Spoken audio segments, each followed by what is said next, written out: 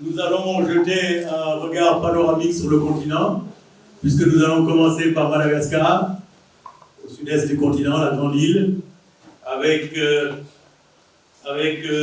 Alex Claudio Randriamayafra, doctorant en histoire contemporaine, qui va nous parler du système de valeurs dans la statistique malgache à la fin du XIXe siècle.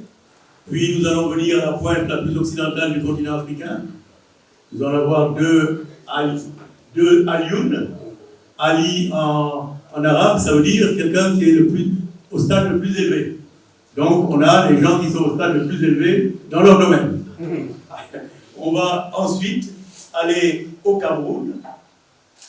Cameroun, l'Afrique en miniature, de Maroua à Eboloa, qui va de la forêt équatoriale aux confins sud du désert du Sahara.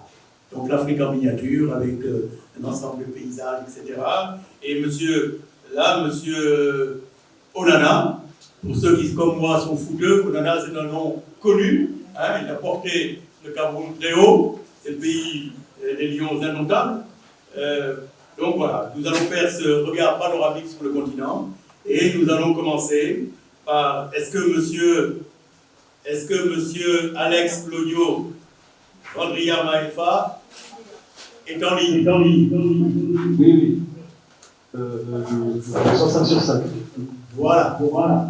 Donc, monsieur Onana, vous avez la parole. Aujourd'hui, donc, on constate beaucoup de déséquilibres sur l'exploitation des données chiffrées dans l'historiographie malgache, surtout donc ce qui concerne le 19e siècle, parce que il y a une concentration de l'usage des chiffres dans la période coloniale et la période post-coloniale. Et les sources statistiques précoloniales à Madagascar sont donc vraiment mal exploitées, alors qu'il y a une abondance de sources qui datent de la fin du 19e siècle dans les archives de Madagascar, à savoir donc les archives royales de l'inventaire numéro 80. Donc on constate donc que l'usage et l'exploitation des données chiffrées sont souvent concentrés donc dans la période coloniale et la période post-coloniale, alors que nous disposons vraiment de statistiques de la période coloniale, précoloniale, à savoir le 19e siècle, de 1826 jusqu'en 1896. Pour le choix de la chronologie, c'est en fonction donc de mes recherches, mais surtout c'est une période de domination donc d'une puissance venant du centre de Madagascar sur le 2/3 de Madagascar. Cette puissance s'appelle le royaume Mirn, mais qui a pris le nom de royaume de Madagascar après le traité de 1817 entre Ratam et les Anglais. Et cette période donc est marquée par une forte circulation de produits en interne et en externe, auquel le pouvoir central est centré au milieu de Madagascar, comme vous voyez à la carte, en Imirn, à Tananarive, et que les commandes donc vont vers ceux qui sont administrateurs des zones côtières. Pour la méthodologie, j'ai adopté donc une démarche méthodologique assez simple, vu que ça concerne le 19e siècle. Il y a d'abord le dépouillement des archives royales, la lecture des ouvrages généraux et spécifiques autour du thème et des approches comparatives, parce qu'il est quand même indispensable de comparer avec les contextes insulaires comme chez nos voisins de l'île Bourbon à l'époque et à l'île Maurice. Pour les sources, comme je vous ai déjà expliqué précédemment, les sources exploitées pour cette présentation sont donc les sources notamment écrites des archives royales à Madagascar dans l'inventaire numéro 80. Et plus spécifiquement, ce qui se trouve dans la série 3CC, correspondance des gouverneurs vers le pouvoir central et des rapports sur les taxes douanières perçues. Il y a aussi la série EE, statistiques des produits et marchandises entrant dans les ports du royaume. Et la série MM, registre des biens royaux. Ce sont des biens donc appartiennent à la famille royale et aux souverains de l'époque qui étaient Ranaval 2 et 3. Pour la problématique, donc, on a insisté, j'insiste donc sur le système de valeurs dans les statistiques malgaches en tant que création interne. Parce que là, donc, on assiste vraiment à une création malgache à partir de matériaux de systèmes venant de l'extérieur. C'est pour ça qu'il est aussi mentionné acquisition des savoirs et adaptation au dynamisme extérieur. Et puis, ça nous mène à poser des questions que comment les dirigeants malgaches de la fin du 19e siècle ont-ils produit un système de valeurs spécifiquement local à partir d'un apport étranger. Ce sera donc des enjeux entre l'apport étranger et l'adoption locale. Et donc, ce qui nous mène à établir trois parties pour cette présentation. La première partie consiste à expliquer le fait que avant l'écriture, avant 1823, c'était donc une situation de chiffrage sans écriture, chiffré sans écrire, à la veille de l'adoption de l'écriture latine à Madagascar. Et en deuxième partie, fusion des savoirs locaux avec les étrangers après 1823. Et en troisième partie, le perfectionnement à la fin du 19e siècle. Entrons donc dans la première partie qui s'agit de chiffrer sans écrire à la veille de l'adoption de l'écriture latine à Madagascar, c'est-à-dire un petit rappel historique de l'avant 1823 avec la quantification sans support et le système de valeurs ancestrales.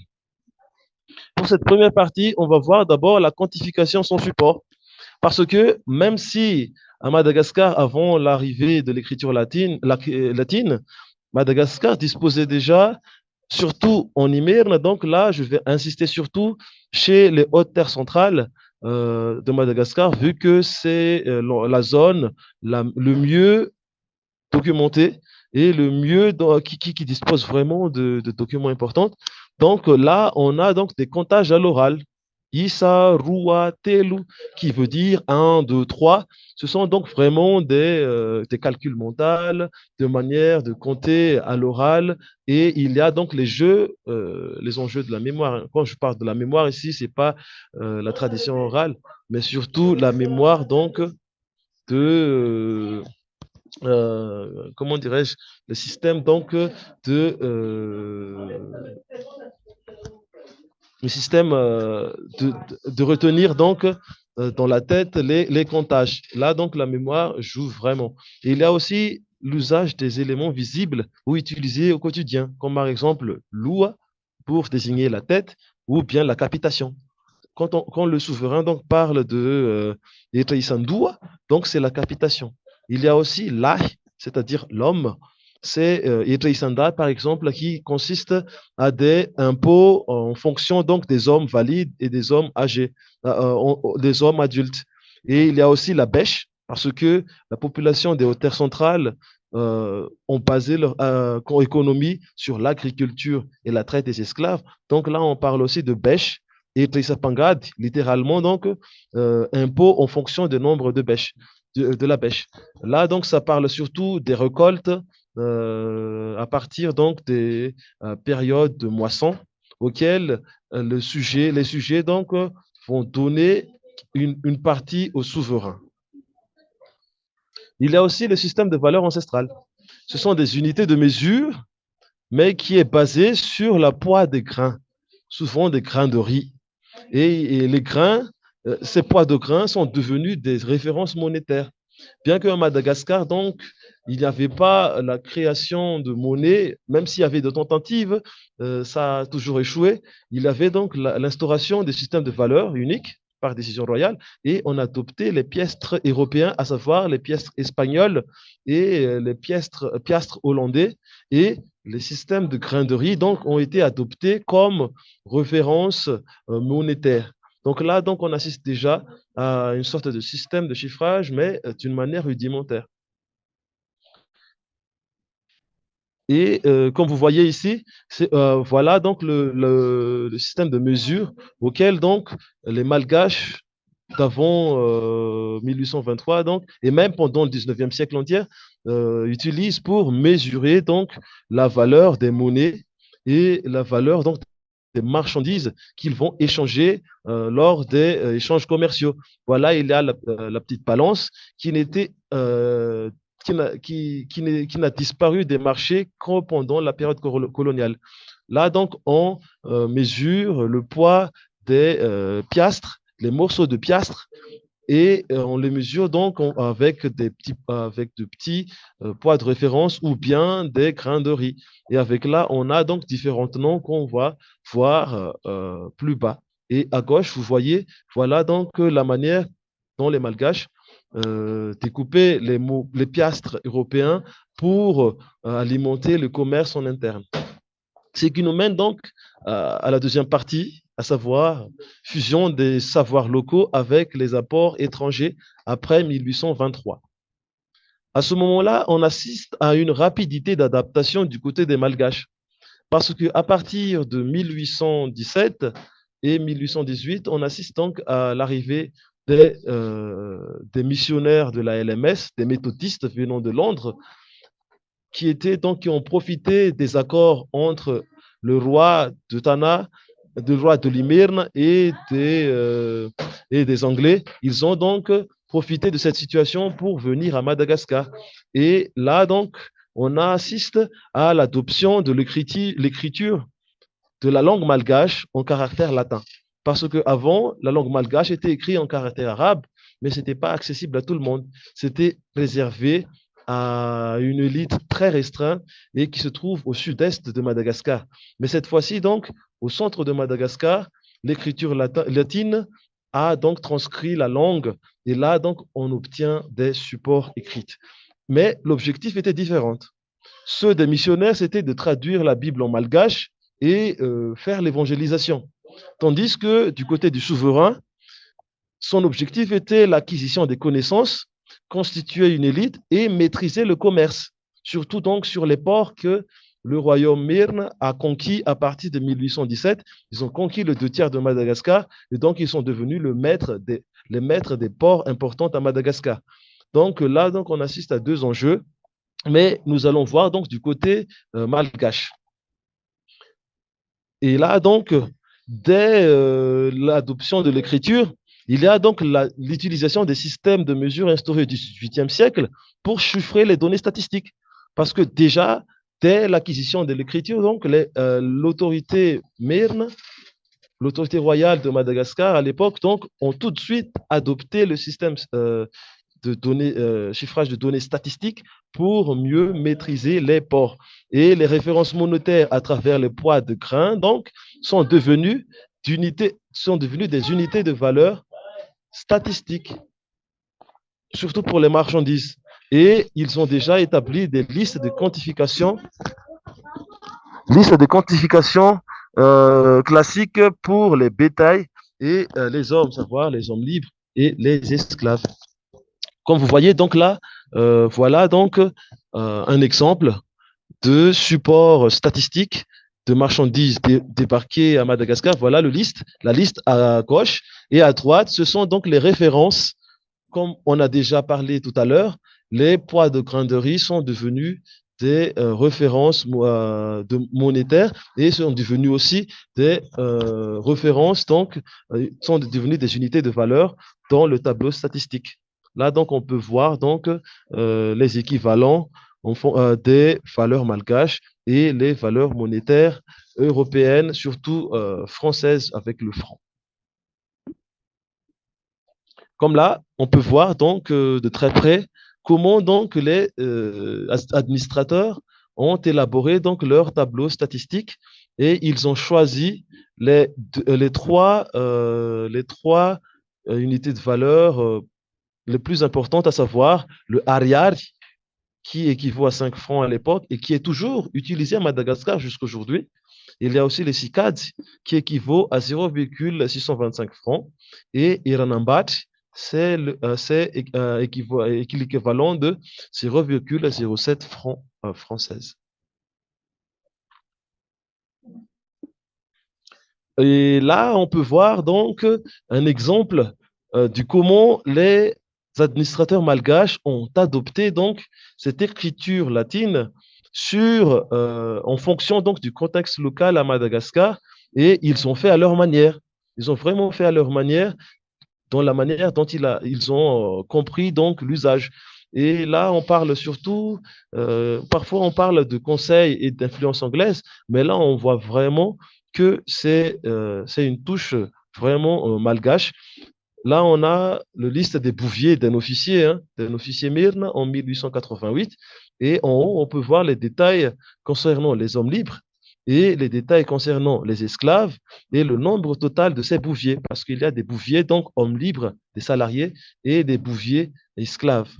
Et en bas, donc, on voit la partie récapitulative, comme quoi, donc, l'officier qui a fait le rapport euh, énumère d'abord les différents nombres des personnes pour, à la fin, résume toutes ces données-là. Et ces données-là, donc, sont une sorte de rapport pour le gouvernement central pour voir, donc, euh, pour mesurer la richesse de ces officiers. Voilà.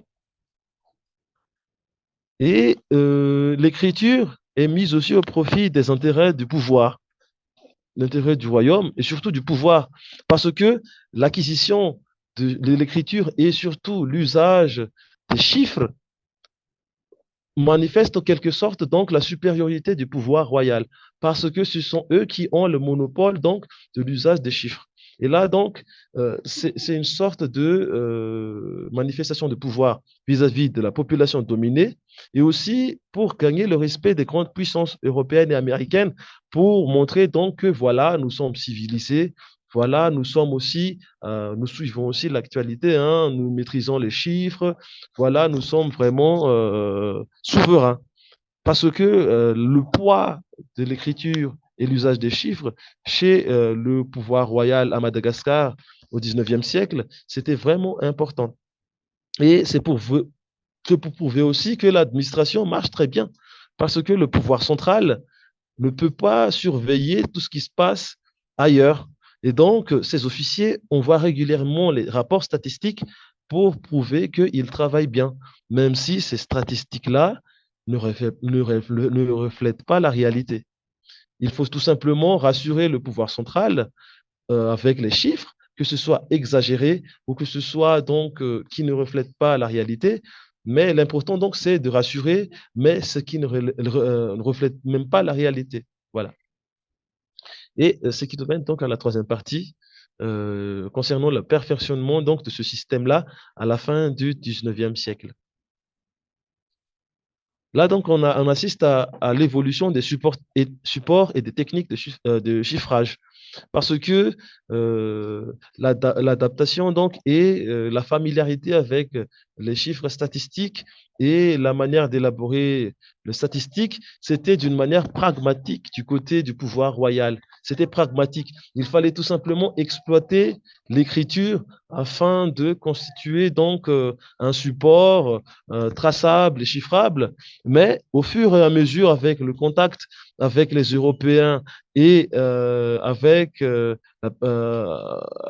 donc l'acquisition des connaissances, les administrateurs malgaches ont commencé donc à améliorer donc leur manière de dresser le tableau statistique et la manière donc de montrer les chiffres. À gauche, vous voyez vraiment, hein, là, ils écrivent tout et c'était censé être des données statistiques. Mais à la fin du 19e siècle, à droite, vous voyez que c'est un peu plus technique, c'est un peu plus simple et c'est un peu plus clair. Mais vu que c'était une nécessité urgente de l'époque, donc ils se sont adaptés à la situation, mais ils ont su s'améliorer au fur et à mesure. Et donc, avec les systèmes de valeurs, il y a donc la simplification des données qualitatives et quantitatives dans les statistiques. Là, donc, on n'assiste plus à des écritures, à des longs textes pour expliquer donc l'acquisition de telle ou l'entrée de telle marchandise ou le paiement de tel impôt. Mais il suffit tout simplement de dresser un tableau, de lister et mentionner les chiffres. Et il y avait l'adoption progressive d'autres unités comme le dollar, parce que au fur et à mesure donc des contacts avec les Européens et avec les Américains, il y a donc c'est un peu compliqué de montrer donc aux étrangers le système malgache. Et donc, ils étaient un peu obligés d'adopter d'autres systèmes internationaux, à savoir le dollar. Et là, donc, euh, on assiste à l'apparition du symbole du dollar dans les tableaux statistiques malgaches. On n'assiste plus à trois colonnes, parce qu'avant, c'était trois colonnes comme ceci. C'était trois colonnes pour mentionner donc les valeurs des chiffres et les valeurs des prix. Mais cette fois-ci, il s'agit qu'une seule colonne de chiffres pour montrer les valeurs des chiffres, à savoir le dollar cette fois-ci. Donc, ce qui nous mène finalement à la conclusion, et j'espère que nous irons un peu plus, il y aura une explication un peu plus claire dans la séance des questions-réponses.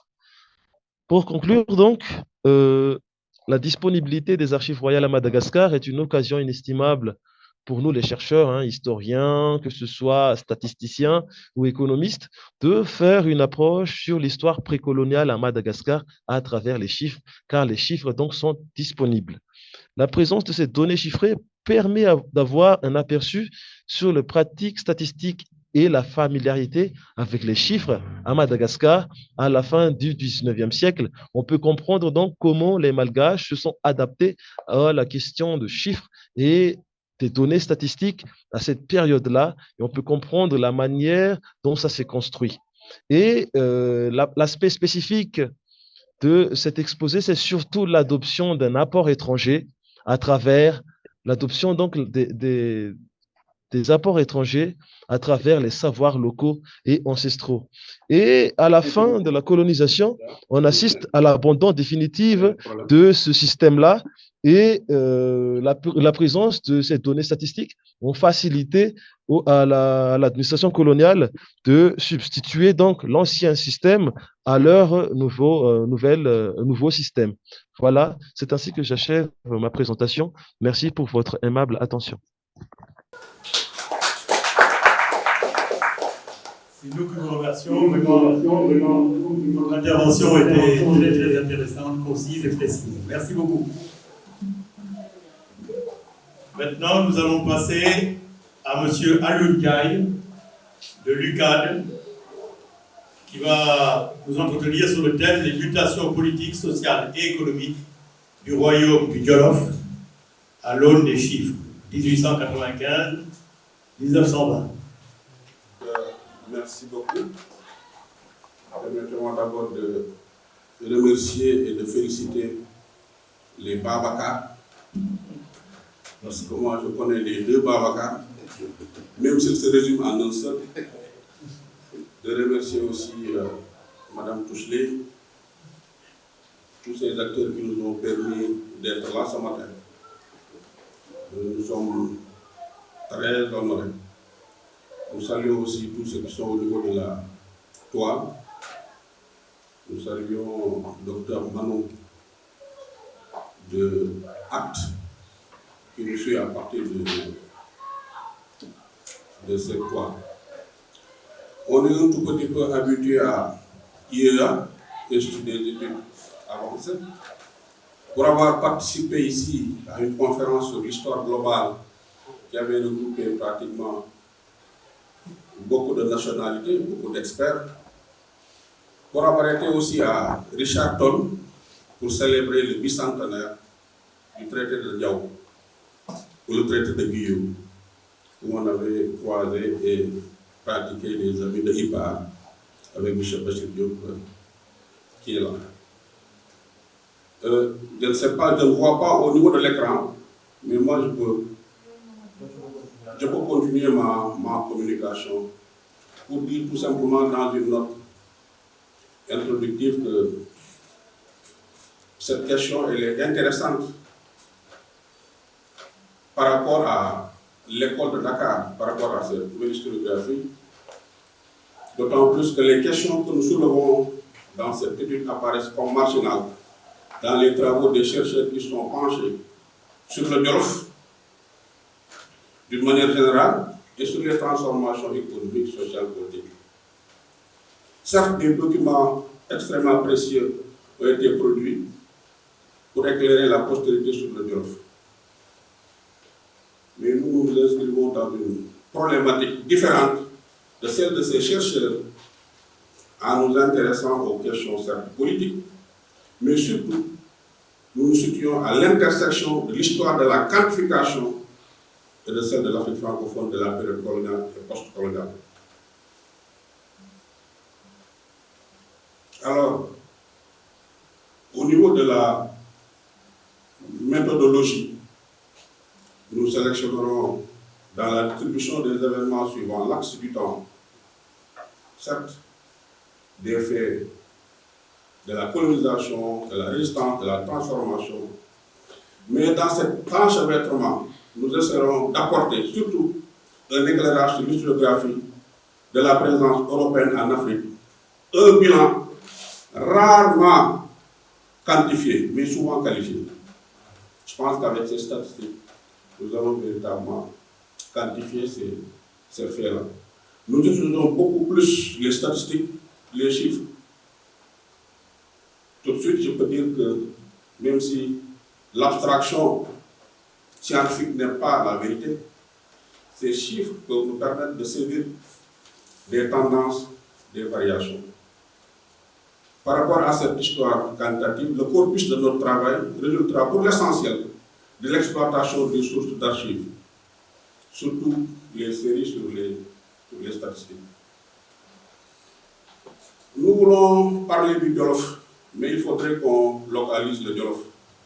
Pour véritablement localiser le Jolof, cette carte pratiquement du 18e, 19e siècle, où on a l'impression d'avoir une nébuleuse, mais ça situe le Jolof et qui pratiquement épousait les contours de la Sénégambie. Je vais aller très vite, parce que ce n'est pas visible au niveau de votre écran. C'est pas possible de le mettre sur l'écran, monsieur? Oui, faites un effort, on a besoin. Alors, j'ai d'autres cartes aussi qui montrent un peu le Jolof avec ses voisins. C'est important parce qu'il y a eu des échanges. Et j'ai une dernière carte qui nous parle de Linguère. Si on ne maîtrise pas le Jolof en tant que royaume, on peut réduire aujourd'hui le Jolof, je ne dirais pas la région de Louga, parce qu'il y a le Ndiagour à l'intérieur, mais on peut réduire le Jolof au département de Linguère. J'ai une carte ici qui reflète véritablement le Jolof. Ça, c'est pour ce qui est un peu le Jolof, certes. C'est évident pour M. Babacar Fall, mais pour nos amis camerounais et autres, quand même, je pense qu'il est nécessaire de faire cette localisation. Pour ce qui est de la délimitation aussi du Jolof, nous avons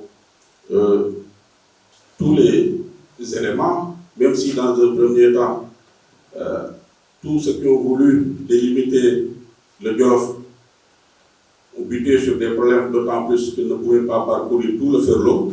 Mais à partir de 1900, pratiquement avec les données de Foriché, on a exactement le Jolof qui a été délimité au niveau des latitudes et tout. Alors, dans cette communication, j'ai voulu aborder un peu ce qu'on appelle la part du milieu, pour faire une étude physique. Mais je vais survoler rapidement. Vous pouvez revenir sur tout un paléo-environnement pour voir les impacts et les transformations sur les milieux.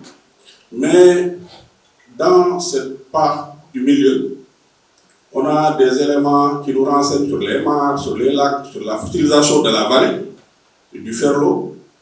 Mais j'ai fait un ciblage sur un peu les éléments de la flore. Et dans ces éléments de la flore, certes, nous avons des produits tels que le soumpe et autres, les Aegyptia, les Balanites aegyptiaca, ça c'est le nom botanique, qui aujourd'hui peut-être, ou dans le passé, n'intéressait pas tellement les gens, mais sous peu, ce produit va intéresser toute l'humanité, d'autant plus que à partir de ce produit, on peut remplacer même l'huile d'argan. Et c'est aussi un produit utilisé dans la pharmacopée traditionnelle. Mais nous allons pointer un élément de la flore qui se trouve être la gomme. la gomme arabique.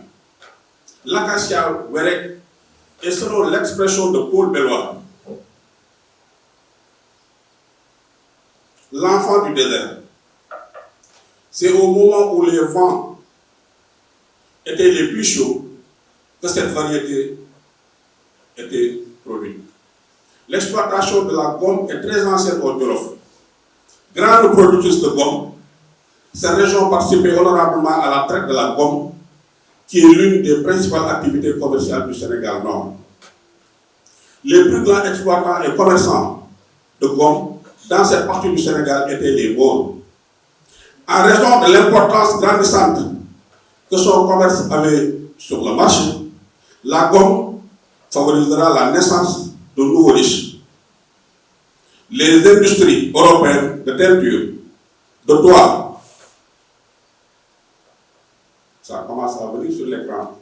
C'est tramé en verre, allez-y, c'est tramé en verre, comme la forêt.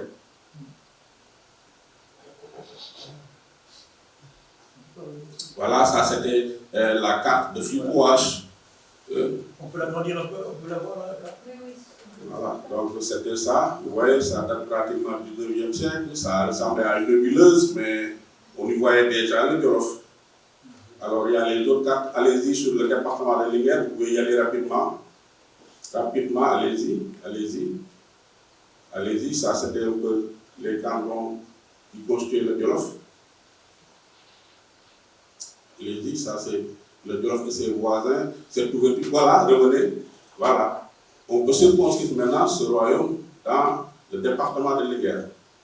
Vous pouvez continuer sur la part du milieu et arriver juste sur la gomme. Allez-y. Allez-y. Allez-y. Donc, ça c'est un peu la vallée du Ferlo avec la mise à l'eau, la fossilisation de la vallée.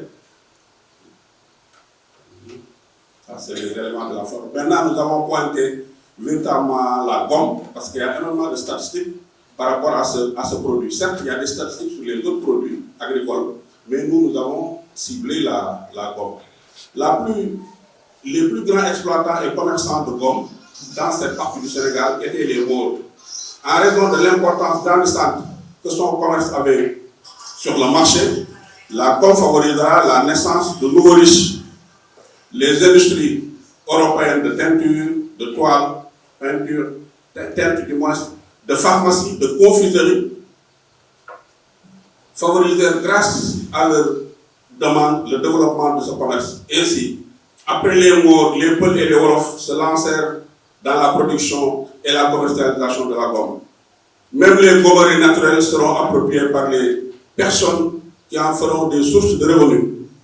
Pourtant, avant l'arrivée des Européens, l'importante production de gomme de la région ne servait qu'à usage domestique. La pharmacopée. C'est dire donc qu'avec ce produit, le Jolof va s'ouvrir au monde et développera une nouvelle culture de troc, gomme arabique entre produits agricoles. Les Jolof se rendaient d'escale en escale pour commercialiser le récolte de gomme. On les voyait à l'escale du désert, à Rosso, au Terrier Rouge, à Dagana, au Korsa, à Richardson. Les populations se nourrissent grâce aux crêpes rapportées par la vente de la gomme, mais aussi grâce à certains produits agricoles qu'ils cultivaient, le mil, le niébé et autres. Mais nous avons mis l'accent sur véritablement la gomme, parce que c'est un produit qui a été quantifié. On ne revient pas sur les éléments de la faune. Il nous faut revenir aussi sur le peuplement pour voir les gens qui étaient au niveau du Jolof. Certes, on nous parle des Sérères, des Mandingues et autres, mais essentiellement au niveau du Jolof, nous avons les Peuls et les Wolofs. Ces deux éléments qui ont été quantifiés sur la population et sur véritablement la gomme. Mais pour revenir sur la population, on a jugé nécessaire de faire un rappel sur l'instauration de l'impôt de capitation. Il faut flasher.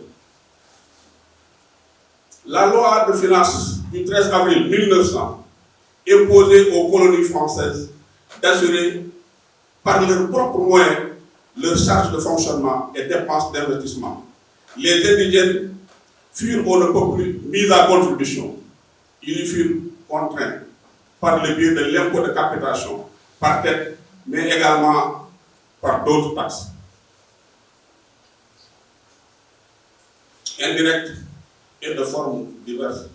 On peut parler ici du travail forcé pour faire un clin d'œil à Babacar. L'impôt de capitation frappait sans distinction de sexe tous les indigènes adultes, à l'exception des mères de famille, nombreuses, reconnues comme telles, des anciens combattants et des anciens militaires, après le décret d'exonération du 14 avril 38 en AF et en AF, à des taux dont la fourchette variait généralement selon les circonscriptions en fonction de leur potentialité et capacité contributive. Cette différenciation du taux de la capitation entre les colonies et les sons d'une même colonie était alors un moyen utilisé pour orienter les flux migratoires et pour limiter au maximum en période de crise, surtout l'exode vers les villes où la pression fiscale était lourde. Pour prélever l'impôt de capitation, il fallait passer par le recensement censitaire. La confection des rôles de l'impôt de capitation se faisait à partir des données recueillies par les recensements assez régulièrement opérés par les administrations locales et ce qui étaient des moments de terreur pour les populations visitées. Ils traduisaient d'autant plus moins exactement la réalité démographique que les cantons et villages sur lesquels ils étaient centrés, ils étaient très approximatifs. Et malgré les mouvements de population qui se faisaient d'un canton ou cercle à l'autre, voire même d'une colonie à l'autre, les résultats des recensements n'évoluent jamais en baisse. Ça, c'est le problème des chiffres. Car les indigènes associés à l'impôt de capitation devaient toujours payer plus. En effet, les chefs de canton et les commandants de cercle ne raillaient pas les émigrés et les morts dans les rôles de l'impôt. Ça pose un problème. Dans son rapport déjà de 1930, il y a un commandant qui faisait remarquer, sans embâche, que les instructions données par certains de ses prédécesseurs aux gens chargés du recensement prescrivaient de ne faire état que des augmentations. Là où on parle véritablement des chiffres. En cas de diminution des indicateurs portés sur le rôle précédent, était maintenu. Dans ce même cercle, la pratique était courante d'avoir sur les listes des enfants non imposables et même des adultes qui ne faisaient que transiter, même si la preuve était établie qu'ils étaient inscrits dans un autre canton où ils avaient déjà payé la captation. Les recensements sanitaires étaient presque surévalués. Les indigènes trouvés à demeure étaient obligés de payer pour eux-mêmes et pour ceux qui n'étaient pas là. Ils étaient ainsi donc imposés à des taux de capitation supérieurs à ceux officiellement fixés. Voilà donc, avec l'avènement de l'impôt, avec cette instruction du gouvernement Clément Thomas, si je ne m'abuse, en 1900, où véritablement les colonies devaient supporter les charges, on a commencé à acheter des rôles pour imposer véritablement les indigènes. On a ici dans ce tableau la population du Jolof en 1903. Pour rassurer Mme Béatrice Touchelet, nous avons suffisamment de chiffres dans tous les domaines. Au niveau de la population déjà en 1903, la population du Jolof était estimée à 29 693, répartie dans les deux ethnies, Wolof et Peul. Surtout l'élément Peul qui a été étudié ici par des ethnologues, les Marguerite Dupire, les Christian Sandor, des géographes aussi, les Sherpa. Et ces chiffres montrent que pratiquement il y a eu 50% de Peul et 50% de Wolof. Sensiblement, peut-être les Wolof peuvent être supérieurs. Et pour Marguerite Dupire, le Jolof, c'est un îlot de Wolof parcouru par des Peuls. Vous voyez dans ces tableaux donc le groupe de Peuls. Ces Peuls qui en apparence semblent être homogènes. Nous trouvons à l'intérieur des Peuls, je parle sous le contrôle de Gary Lao, des Ouroubé, des Gara, des Arakoubé, des Bakanabe, des Diala, des Tianor, des Pisnabe, des Benabe, des Namastar, des Namaskoulé, des Mbarakumbal, des Geli, des Panal, des Pampina, des Rubisnabe, avec leur nombre exact. Je dis exact. Il y a beaucoup de variantes de folie. Et on a un autre tableau, allez-y, en paysage, qui véritablement, le groupe de Peul, suivant aussi leur aire de peuplement. On a les Ouroubé, les Diaobé, les Ribisnabé, les Yalalbé, les Sanarabé, les Bisnabé. Ça te fait un clin d'œil au docteur Bercher, qui ne va pas aujourd'hui nous tirer les oreilles parce que je parle des Peuls. Alors, sur ces tableaux, non seulement nous avons cette technique qui en apparence est homogène, mais en réalité, on voit véritablement cette différence. On a un tableau qui parle du recensement des Wolofs par canton. Il faut flasher. Dans cette administration, ce royaume qui a été transformé en cercle, où il y avait un résident, on a eu cette administration avec les cantons, les 6 cantons, Yang Yang, Gebel, Tiasde, Bas, Mahal, Warho, Diawol et le Jolof oriental. Et on a les populations suivant les cantons. Et vous voyez qu'au niveau de la base, on a le Jolof oriental où il y a 3092 habitants, ensuite Yang Yang, Gebel, Bas, Tiasde et Diawol qui est moins habité à l'époque. Et nos sources, ce sont les archives nationales avec la série G. Alors, il y a un tableau en paysage qui parle du récapitulatif de la population totale du Jolof par année et répartition du nombre de Wolof et de Peul avec les coefficients multiplicateurs, les taux d'accroissement et de pourcentage. Nous avons organisé ici des formules mathématiques pour pouvoir calculer le nombre de Peul ou de Wolof et pour faire aussi des projections. Parce qu'il y a une formule qui peut nous permettre de calculer le taux d'accroissement ou avec un coefficient multiplicateur qui se trouve être le rapport entre Kn et K0. Si on considère l'année 2023, si on a une donnée et qu'on a des données de 2024, si on fait le rapport, on a un coefficient multiplicateur. Ce coefficient multiplicateur multiplié par 100, côté de 1, nous donne véritablement le taux d'accroissement. On peut faire des projections même à ce niveau-là. Après ces données sur véritablement la population, nous venons maintenant à la gomme. Et bien avant, allez-y, il faut flasher sur les mutations. Et bien avant, allez-y encore. Au niveau de l'école déjà, nous avons des données, parce que l'école de Yang Yang a été instituée en 1895. Flasher déjà, allez-y, continuez sur les tableaux. Voilà. Ça, c'est le tableau qui renseigne sur l'implantation de l'école de Yang Yang. Et dans le recensement, on nous parle de 20 élèves. Mais en réalité, si vous revenez au tableau suivant, on a 6 élèves qui étaient présents. Donc là, il y a problème. Ces données, nous les ventilons, suivant le sexe, nous nous rendons compte qu'il n'y a pas de filles. Donc le problème d'éducation des filles date de très longtemps. Alors tout ça, c'est les mutations sur le plan politique, économique, mais il faut flasher pour arriver sur la gomme. Il faut flasher pour arriver sur la gomme. Comment la gomme a été quantifiée. Il y a la production de la gomme, vous voyez, en 1900, avec le chiffre exact total.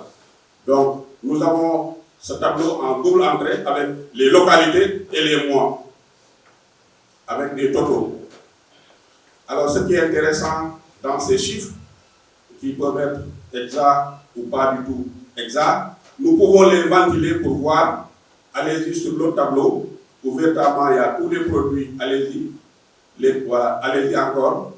Il y a les autres produits, le mil, il y a tout ça, mais nous avons pointé, nous avons ciblé la gomme. Les statistiques qui apparaissent sur ces tableaux ont été faites sur la base des documents produits par les chefs de canton qui étaient tenus tous les mois, d'enregistrer les tonnages de récolte de gomme pour chaque village et le nombre de sacs vendus au traitant. Dans un de ces rapports, le résident note ces chiffres. S'ils étaient erronés, ne pouvaient être qu'au-dessus de la vérité, car les indigènes ont toujours une tendance à cacher la véritable production de peur de l'institution d'un droit ou d'un impôt quelconque. Et de nombreuses vérifications permettent cependant de les considérer comme exacts. Donc il y a eu ce questionnement par rapport à ces chiffres qui sont donnés ici. Mais l'exploitation de ces chiffres nous ont permis véritablement d'aller vers une classification. Allez-y jusqu'au niveau des tableaux. Allez-y, voilà. Dans ces tableaux, nous nous rendons compte par rapport à ces productions, les mois les plus productifs. Nous observons des pics au mois d'avril, pour les cantons de Yanyak, de Passe-Baham, de Gobel et le canton de Warfort. Mais on a comme l'impression que le canton de Warfort, la production est précoce parce que pratiquement en février, mars déjà nous avons des pics. Mais pour la majeure partie des autres cantons, c'est véritablement au mois d'avril. Voilà pourquoi ceux qui investissent doivent prendre le point de vue des historiens, parce que jusqu'à présent, les gens de l'Arabie sont arrivés dans cette contrée, investissent dans la gomme, mais malheureusement, ils ne sont pas allés dans les zones les plus productives. Ça, on les voit avec véritablement l'autre tableau qui mentionne les productions au niveau des cantons. Au lieu d'aller vers l'Abgar, ils se sont arrêtés à Warfort. Je pense qu'ils avaient pris véritablement la tâche des historiens qui auraient cet éclairage-là. En conclusion, nous disons tout simplement que hier, les juristes nous ont taquiné pour dire que nous sommes des magiciens parce que nous utilisons les chiffres et il y a la magie véritablement des chiffres. Et je l'ai dit en haut. L'abstraction scientifique n'est pas la vérité, mais ces chiffres-là nous permettent au moins de saisir des tendances, nous permettent de saisir des variations. L'utilisation de ces statistiques, c'est comme si nous sommes en mesure, en évaluation. Et là, si on interroge le Belge Jean-Marie de Ketel, mesurer, c'est appliquer aux choses des normes. C'est le lieu de réfléchir sur nos instruments de mesure pour avoir l'exactitude. Certes, nous sommes dans la magie des normes. Les normes, ce sont les chiffres, ce sont les statistiques. Et dans la pensée aristotélicienne, ce sont les normes qui gouvernent le monde. Merci pour votre attention. Nous allons donc à présent passer la parole à M. Lord Alioun, l'autre qui se situe à un niveau très élevé, qui va nous parler des enjeux des chiffres dans le contexte colonial, à partir de l'exemple du conflit d'intérêts opposant le commerce français et les Libano-Syriens dans la colonie du Sénégal au XXe siècle.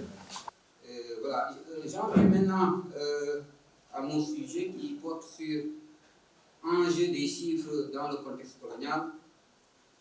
L'exemple du conflit d'intérêts opposant le commerce français et les Libano-Syriens dans la colonie du Sénégal au XXe siècle. Avant d'en venir à la présentation du plan, je vais d'abord dégager la stratégie par laquelle je compte passer pour éviter le piège. De quel piège s'agit-il? Il s'agit effectivement du piège des statistiques. Hier, par exemple, le professeur Béatrice me disait effectivement qu'il faut éviter l'obsession des statistiques. Comment, en tant qu'historien, devrais-je étudier les statistiques sans avoir la formation, par exemple, d'un économiste, d'un statisticien, etc. Donc, ça, je pense que c'est une question redoutable. Et donc, pour éviter cet écueil, je vais adopter la stratégie suivante. Il y a, par exemple, un historien du nom de François Bédarida qui disait que face à l'autorité de la source, l'historien doit garder sa propre autorité.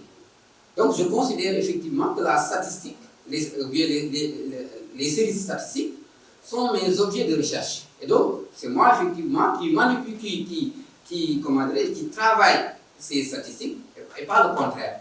Donc, je dispose d'une marge de manœuvre par rapport à ces statistiques. La deuxième démarche que je vais adopter consiste effectivement à mettre en œuvre l'histoire sur la longue durée.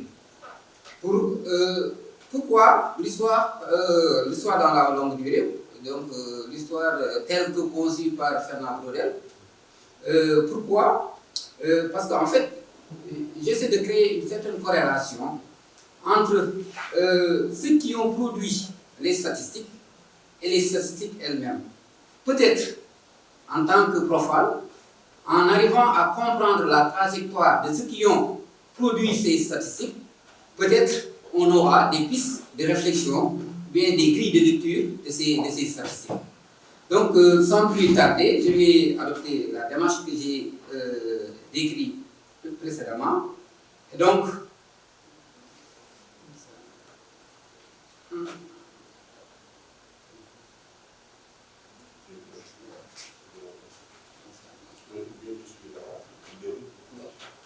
ok, d'accord. Donc, dans mon plan, je vais d'abord parler du contexte de la production des statistiques. Et donc, je partirai effectivement de la seconde moitié du 19e siècle jusqu'au début du 20e siècle pour dégager le contexte de la production des statistiques.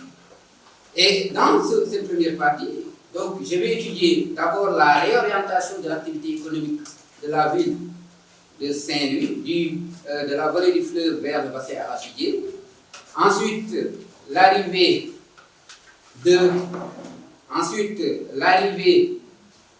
de nouvelles maisons de commerce. Merci. Ensuite, l'arrivée de nouvelles maisons de commerce dans la colonie, c'est le petit 2.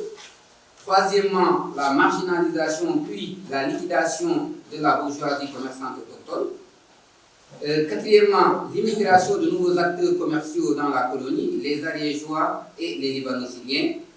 Et donc, dans la deuxième partie, donc, je vais jeter un regard critique sur les statistiques. Donc, c'est pourquoi cette partie elle est intitulée « Les statistiques à l'épreuve du conflit d'intérêts entre le commerce français et les Libano-Syriens ». Dans cette dernière partie, nous allons étudier d'abord la fabrication des statistiques, comment ces statistiques ont été fabriquées, qui sont les véritables auteurs, quelles sont les méthodes utilisées, n'est-ce pas, pour produire ces statistiques. Ensuite, nous verrons les intentions de le commanditaire. Quelles peuvent être les intentions de ceux qui ont produit ces statistiques? Et étudier la trajectoire des acteurs qui ont produit ces statistiques peut nous amener effectivement à avoir des pistes de réflexion sur les intentions qui ont guidé la production de ces statistiques. Donc on peut avancer. Okay. Par rapport à l'introduction, on peut noter que le développement du capitalisme impérialiste au Sénégal, dans la première moitié du 19e siècle, avec l'installation des maisons de commerce bordelaises, constitue un fait majeur. Parce que avant l'arrivée des maisons de commerce, il y avait ce qu'on appelle les compagnies à privilèges. Il y a par exemple le professeur Abdoulaye qui a fait un important travail sur la compagnie du Sénégal. Il y a la compagnie des Indes orientales. Mais après, il y a ce qu'on appelle la compagnie du Garam. Donc, ce qu'il faut retenir avec ces maisons de commerce, c'est que ces maisons de commerce, dans un contexte de colonisation, dans un contexte impérialiste, n'est-ce pas, vont connecter Saint-Louis et Gorée, n'est-ce pas, au reste du monde. Deuxième point, donc, c'est l'immigration massive des Libano-Syriens dans la colonie, favorisée par l'article 22 du pacte de la Société des Nations. Hier, on a beaucoup parlé de la Société des Nations. Donc, l'article date de 1922, au lendemain de la Première Guerre mondiale. Parce que les Libano-Syriens, le Liban et la Syrie étaient des États sous mandat. Pour un peu de rappel historique, durant la Première Guerre mondiale, le Liban et la Syrie étaient partie intégrante de l'Empire turc ottoman. Et comme l'Empire turc ottoman avait combattu du côté de l'Allemagne, donc après la défaite de l'Allemagne, donc le Liban et la Syrie ont été confiés à la France. Comme d'ailleurs la Palestine a été confiée à la Grande-Bretagne. Donc, en fait, ce qui faisait de ces Libano-Syriens, comment dirais-je, des protégés des Français. Donc, ils avaient par exemple la latitude de circuler dans l'Empire colonial français sans aucune tracasserie administrative. Voilà. Donc, enfin, dans l'introduction, nous allons voir les statistiques, le dernier point, c'est les statistiques mobilisées par l'administration coloniale pour freiner l'invasion levantine du commerce coloniale. Dès à présent, je peux attirer votre attention sur cela, sur en fait cette contradiction-là. Les Français sont appelés à protéger les Libano-Syriens, mais ils considèrent que les commerçants français sont victimes de l'invasion des commerçants libano-syriens. Donc, quelle stratégie faut-il développer pour freiner l'installation des Libano-Syriens dans l'empire colonial français, notamment au Sénégal, parce qu'en fait, c'est le Sénégal qui a été le terrain d'expression de cette opposition entre Libano-Syriens et le négoce français. Et dans ce contexte, l'administration coloniale et les maisons de commerce ont activé, n'est-ce pas, le levier des statistiques pour effectivement infléchir la position des autorités métropolitaines. Donc on peut avancer.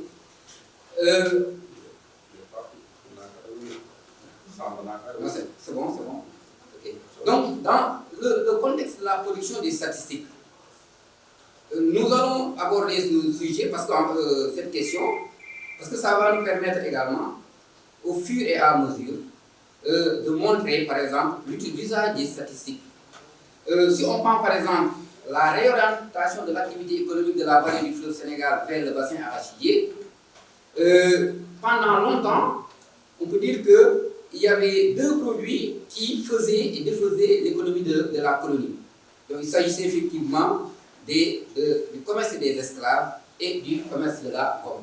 Pendant plus de 2 siècles, n'est-ce pas, on peut dire que ces deux produits ont rythmé la vie et les activités de Saint-Louis et de Gorée. Mais on va assister à partir des années 1840-1850, n'est-ce pas, au développement de la culture de l'arachide. Et donc le développement de la culture de l'arachide fait suite au déclin du commerce de la pomme et, n'est-ce pas, de l'abolition des esclaves. Jusque-là, c'était en fait la vallée les escales du fleuve Sénégal, Saint-Louis et les escales du fleuve Sénégal, qui polarisaient l'économie. Mais à partir de ce moment, notamment avec le développement de la culture de l'arachide, donc il y a un certain basculement de l'économie coloniale des escales de la vallée du fleuve Sénégal vers, vers le bassin arachidier.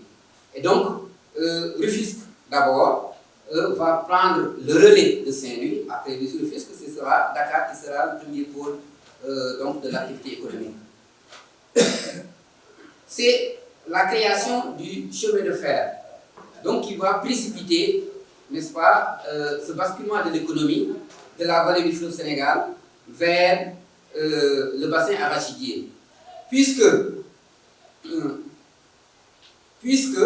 ce sont en fait les traitants saint-louisiens qui, pendant longtemps, ont constitué des intermédiaires incontournables entre les populations qui étaient dans les escales et les négociants.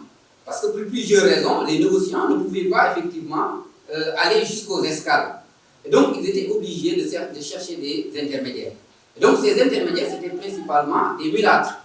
Les mulâtres qui étaient extrêmement riches. Parce que, je pense qu'il y a un intervenant hier, M. Diagne, qui a parlé effectivement de l'esclavage, du chiffrage dans le contexte de l'esclavage. Donc, ce sont ces mulâtres qui étaient extrêmement riches parce qu'ils louaient les services de leurs captifs, les laptos par exemple, les charpentiers, etc., à l'administration ou bien aux maisons de commerce. Et donc, c'est eux également qui allaient chercher des produits, n'est-ce pas, dans les escales, afin de les acheminer, n'est-ce pas, à Saint-Louis. Et donc, il y avait une certaine dépendance des commerçants du grand négoce européen par rapport à ces intermédiaires. Donc, la conséquence de la création du tronçon Dakar-Saint-Louis et après Thiès-Caille, c'est un peu l'isolement de Saint-Louis et des vieilles escales, comme je l'ai dit tantôt, et l'émergence de nouvelles escales. Et donc, on peut, avec la carte, voilà, avec la carte, on peut constater comment, par exemple, l'économie de la colonie qui s'était axée, n'est-ce pas, le long du fleuve Sénégal, dans ce qu'on appelle les escales, va basculer, n'est-ce pas, sous l'effet de la création du Dakar Saint-Louis et du Thiès-Caille, comment dirais-je, va basculer du nord vers le bassin arachidier.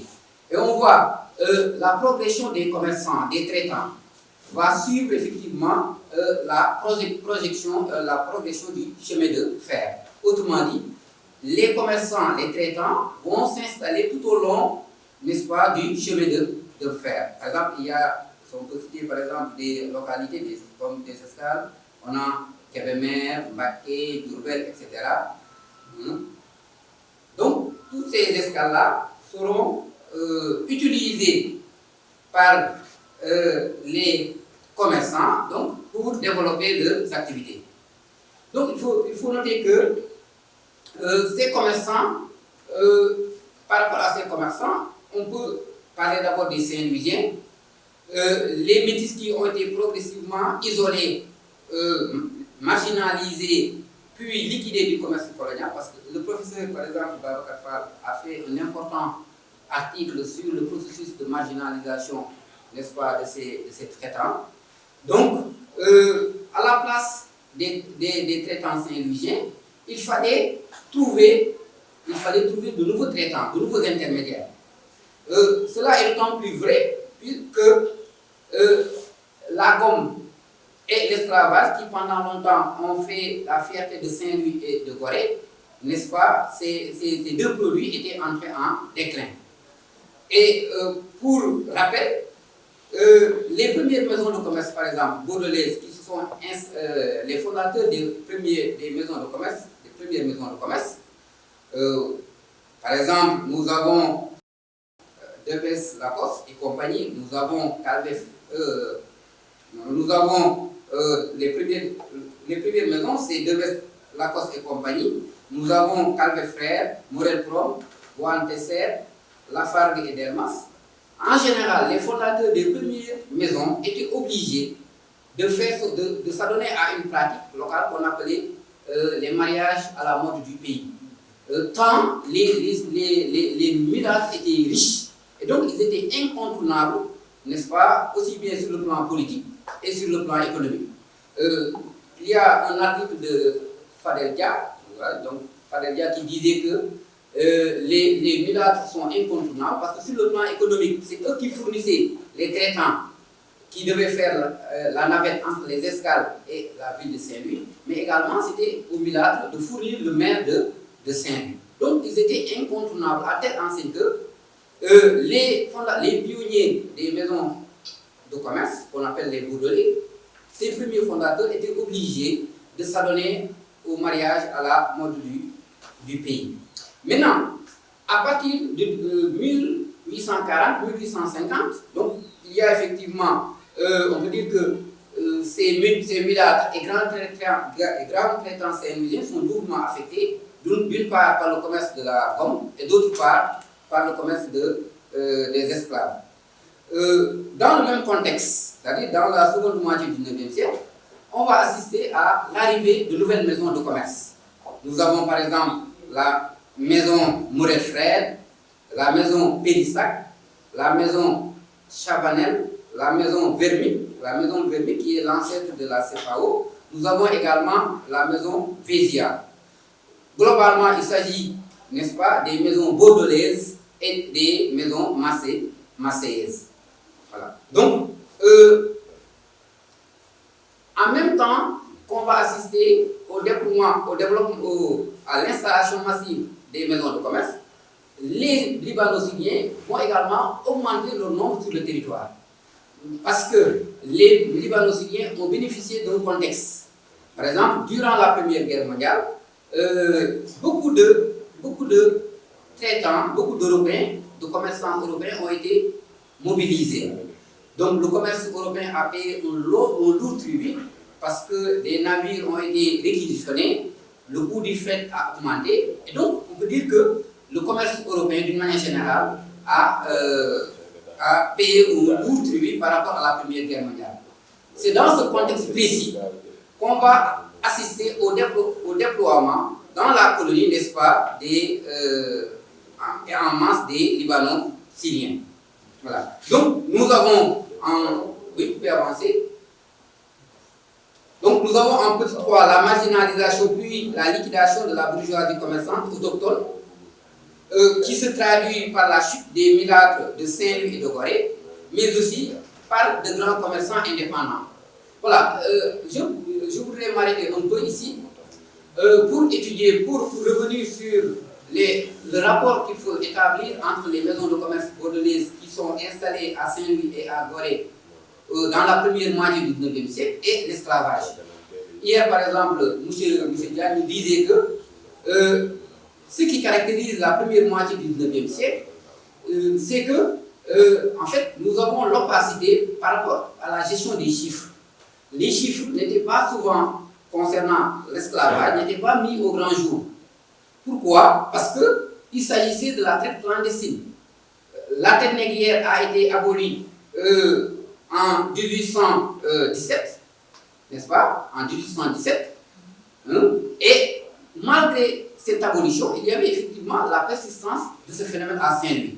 Donc il y avait des intérêts anciens qui étaient très liés au commerce des esclaves.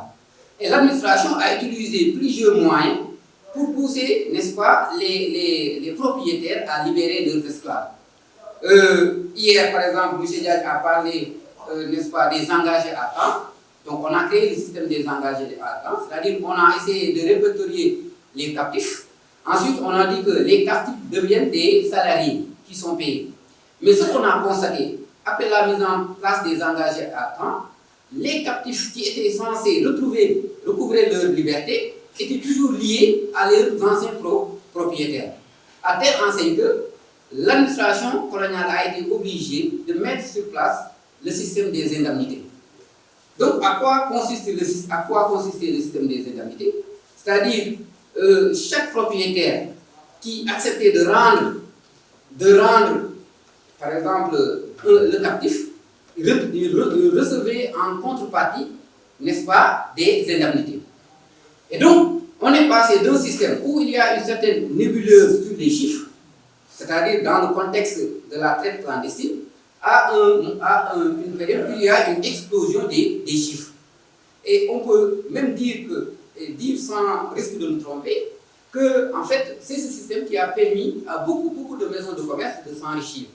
Si on prend par exemple le cas de la maison Morel-Prom, avant l'abolition de l'esclavage, la maison Morel-Prom se retrouvait avec 18 captifs. Mais après l'abolition de l'esclavage, notamment lorsqu'on a appliqué le système des indemnités, la maison Morel-Prom est devenue le premier détenteur de captifs, n'est-ce pas, à Saint-Louis. Donc avec plus de 563 esclaves captifs.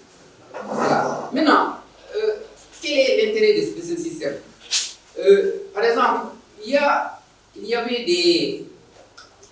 des propriétaires d'esclaves, mais qui ne faisaient pas confiance au système indemnitaire et qui avaient préféré brader, vendre à bas prix leurs captifs, n'est-ce pas, aux négociants européens. Donc, les maisons de commerce en ont profité pour se procurer le maximum de captifs. Et c'est cet argent-là qui a été utilisé, comme titre, placé dans la première institution financière de la colonie, c'est-à-dire la Banque du Sénégal.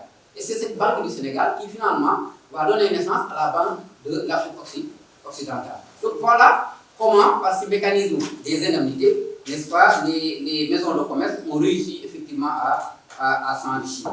Voilà, donc je reviens au contexte de la deuxième moitié du 19e siècle, caractérisé par l'arrivée massive des Libano-Syriens dans la colonie. Mais ces Libano-Syriens sont arrivés en même temps, bien, se sont déployés massivement dans la colonie en même temps que les Ariégeois.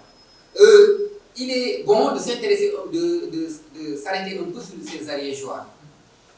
Par exemple, j'ai taquiné un peu des Saint-Louisiens qui touchent, entre guillemets, je leur demandais que pensez-vous que savez-vous des Ariégeois? Il me dit que lorsque vous parlez des Ariégeois, on retient, comment dirais-je, tubaab sans kawas. Tant que n'est sans kawas. Voilà, tubaab Njalaxaar, très bien. Tubaab Njalaxaar, tant que n'est sans kawas. Et donc, si par exemple, on se réfère aux travaux de F. Babi a décrit les conditions qui ont présidé à l'immigration des Ariégeois au Sénégal. Il disait que l'Ariège et les Pyrénées orientales étaient le poids de la terre de la faim. Donc il y avait une explosion démographique, il y avait une saturation de l'espace rural, donc il y avait des épidémies, la récurrence des épidémies, à telle enseigne que ces Ariégeois étaient obligés de quitter le territoire. Donc ces Ariégeois vont quitter la France en masse, par l'entremise des maisons de commerce, parce qu'en fait, ce sont, par exemple, beaucoup d'Ariégeois ont été des employés à l'origine, des employés de Morel propre. Mais quand même, il y a un exemple de réussite, c'est Louis Vézia, c'était un employé de la maison Morel propre, mais qui finalement a réussi à bâtir une maison de commerce. Donc son exemple voulait être suivi par d'autres Ariégeois et qui ont voulu tenter l'aventure. Donc ces Ariégeois se sont déployés massivement dans la colonie. Jacques Carol, en 2020, a publié un ouvrage sur les mange-mille, on les appelait les mange-mille. On les appelait les mange-mille. C'est-à-dire, l'expression mange-mille, c'était un sobriquet pour désigner ces Ariégeois. Parce qu'on les comparait à des oiseaux qui venaient dévaster la récolte. Maintenant, pour revenir toujours au contexte,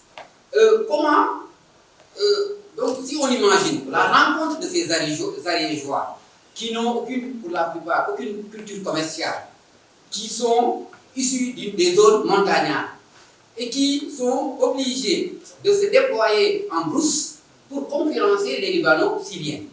Et à partir de ce moment, il fallait trouver des stratégies pour limiter, n'est-ce pas, la percée dans l'économie des Libano-Syriens. C'est dans ce contexte précis qu'on a élaboré des statistiques. Donc on peut avancer avec des statistiques. Nous avons un premier document qui est en fait une enquête qui a été menée par la Chambre de commerce de Dakar et qui a été publiée dans France Afrique Noire.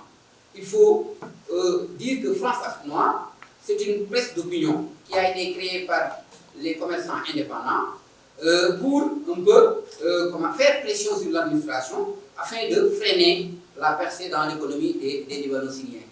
Si on voit par exemple la composition de la Chambre de commerce, il y avait par exemple ce qu'on peut appeler les membres de première catégorie, les membres titulaires de première catégorie, les membres titulaires de deuxième catégorie, les membres titulaires de troisième catégorie, les suppléants de première catégorie, les suppléants de deuxième catégorie et les suppléants de troisième catégorie.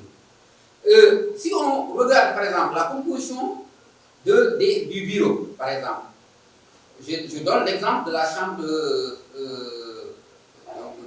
de commerce de Saint-Louis le 14 mars 1941. Donc dans le bureau par exemple, on retrouvait Michourou, président, agent de Chaumet, Lézian, vice-président, agent des établissements Lacoste, Millet, secrétaire trésorier, agent de la compagnie messagerie du Sénégal. Si on voit également la composition des membres titulaires première catégorie. Donc il y a le représentant de la maison Boantesser, il y a Bardon qui est un négociant, le représentant agent des établissements Morel et Prom. Nous avons Lacombe qui est le représentant de la maison Lacombe et Frères, Lézian, agent des établissements Lacoste et compagnie. Nous avions Célestin, agent de la compagnie des messageries du Sénégal, Pain qui est un négociant. Nous avons Porcher, un agent de la CFAO, la compagnie française d'Afrique occidentale, et nous avons Roux pour agent des établissements de Vest et Chaumet. Donc on peut dire que les membres titulaires de la Chambre de commerce étaient essentiellement composés de commerçants européens. Si on voit également la deuxième catégorie des titulaires, c'était également, n'est-ce pas, des membres en fait, c'était des Français. Nous avons le gros qui est pharmacien. C'est dans la troisième catégorie où on retrouve, par exemple, des Africains. Nous avons Fall Yare, commerçant. Nous avons Diallo, Samba. Si on parcourt la liste des suppléants également, tous les suppléants sont, n'est-ce pas, des commerçants. Voilà. Donc, si on regarde le tableau numéro 2, donc, pour faire un petit commentaire sur le tableau précédent, c'est qu'en fait, ce sont l'enquête qui est publiée, c'est une enquête de la Chambre de commerce. Donc, la Chambre de commerce ne fait que, en fait, on peut dire que c'est la caisse de résonance des intérêts du commerce français. Le deuxième document porte sur les statistiques et sur le guide de l'AOF. D'abord, comment ce guide a été fabriqué. Donc, on fait d'abord un constat. Si on essaie de lire, de parcourir le document, on constate que, par exemple, à Dakar, le nombre de Français métropolitains est supérieur au nombre de Libanais, mais partout, pratiquement, ce sont les Libanais qui prennent le dessus, les Libano-Syriens qui prennent le dessus sur les Français métropolitains. Et si on prend l'exemple de Kaolack, on voit qu'il y a une volonté manifeste, n'est-ce pas, d'agir sur les chiffres. Parce qu'à Kaolack, qu'est-ce qu'on constate? Ce sont les Libanais se retrouvent avec 452 et les Français métropolitains 919. On a mis entre parenthèses 173 militaires. C'est-à-dire pour montrer que même si les Français métropolitains sont nombreux, donc on a inclus dans ces Français métropolitains les militaires. Voilà. Donc on peut dire que même le concept de Français métropolitains cache peut-être des clivages. Tout à l'heure, nous avons parlé de Bordelais et d'Ariégeois, mais il y a également les Marseillais. Il y avait une concurrence rude entre Marseillais et Bordelais. Donc, les chiffres ne rendent pas compte, n'est-ce pas, de ces clivages qui traversaient,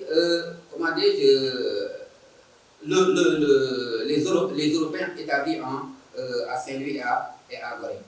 Donc, il y a manifestement une volonté, n'est-ce pas, de montrer l'ampleur, n'est-ce pas, de l'immigration des Libano-Syriens, n'est-ce pas, dans la colonie. Ok, donc pour conclure, on se pose d'abord la question, quels sont les auteurs de ces statistiques? Comment ces statistiques ont été fabriquées?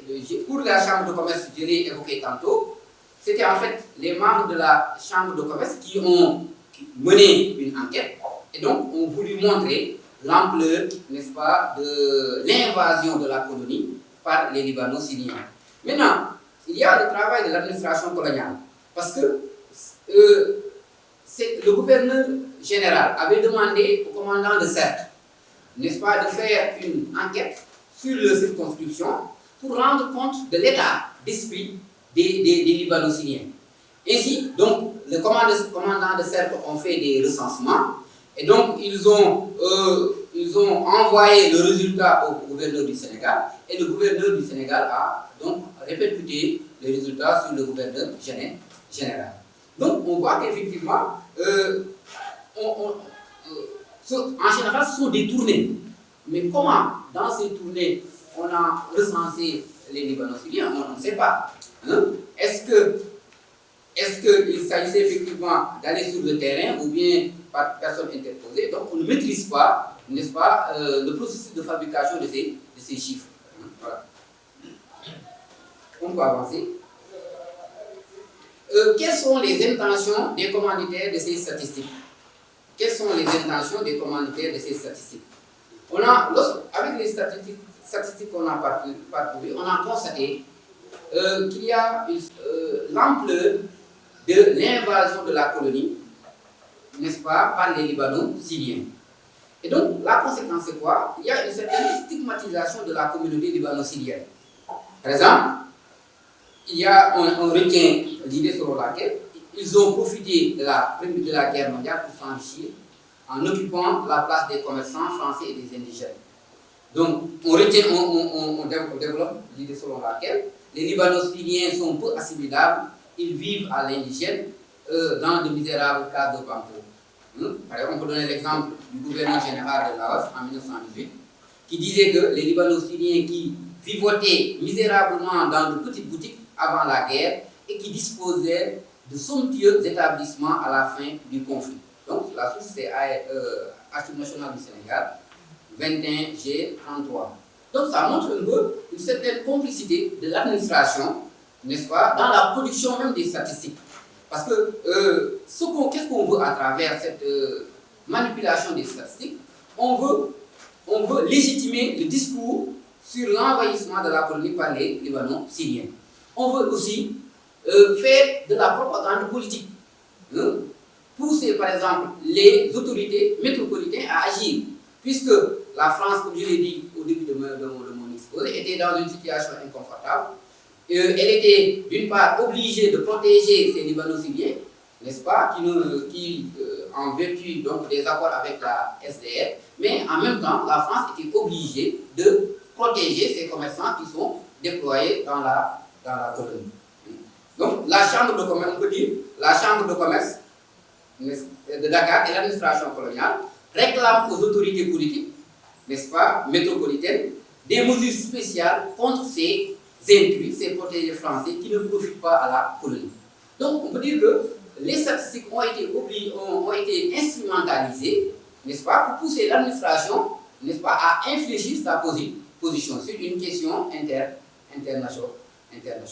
Voilà. Donc, conclusion, si au regard des statistiques, on a constaté que les statistiques insistent sur le nombre, le contact de la population, sans aucune référence au commerce, alors qu'elles sont censées dénoncer le rôle des Libano-Syriens dans le commerce colonial. Par exemple, si on parcourt les deux statistiques, séries statistiques, on se rend compte qu'il n'y a aucune référence au commerce.